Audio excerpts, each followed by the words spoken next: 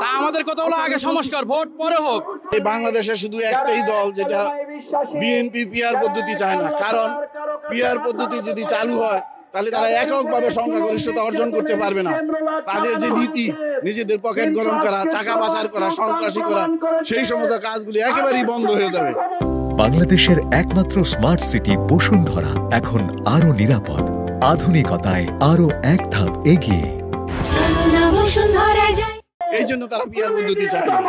আমরা পিআর চাওয়ার একটা উদ্দেশ্য আছে, আমরা পিআর চাই যেই আমরা বাংলাদেশ স্বাধীন হওয়ার পর থেকে আজ অবধি কাল পর্যন্ত এককভাবে যারা সরকার গঠন করেছে তাদের একক সিদ্ধান্তের কারণে কিছু মানুষ পিষ্ট হয়ে যায়, তাদের অন্যায় জুলুম করার কারণে।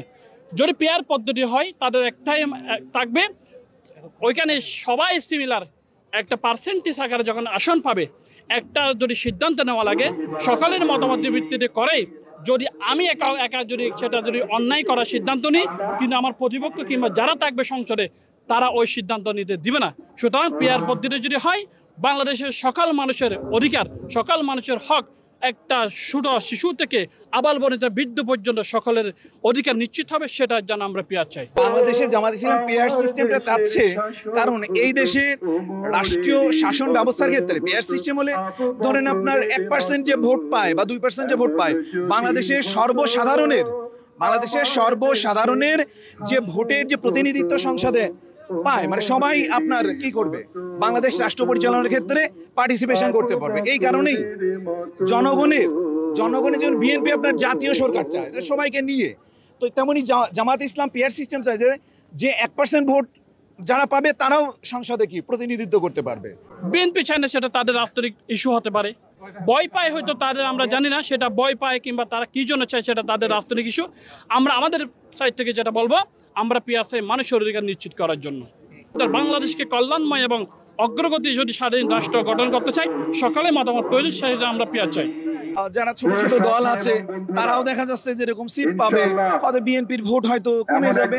এটা পেয়ার হলে পারে যেখানে এখানে সব দলের পার্টিসিপেশন থাকবে, এখানে একক সংখ্যাগরিষ্ঠতা নিয়ে কোনো দল দেখা যাচ্ছে যেরকম রাষ্ট্র পরিচালনা করতে পারবে না, যার ফলশ্রুতিতে যে এর পরবর্তী সরকার যেই আসুক সবার পার্টিসিপেশন থাকলে পারে কোন সরকার, সেই সরকার আপনার পূর্বের সরকারগুলোর মতো আপনার স্বৈরাচারী হয়ে উঠতে পারবে না।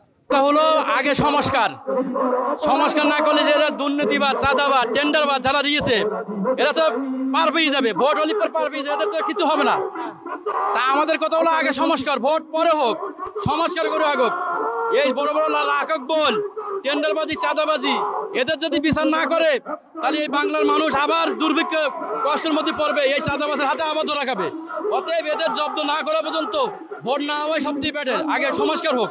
দেখবেন উন্নত রাষ্ট্রগুলো কিন্তু পিআর পদ্ধতি চালু আছে এবং আমরা মনে করছি যে এই পদ্ধতি যদি চালু হয় তাহলে আমাদের দেশটা আস্তে আস্তে উন্নতির দিকে আগাবে। এজন্য পিআর পদ্ধতি আমাদের মনে হয় দরকার।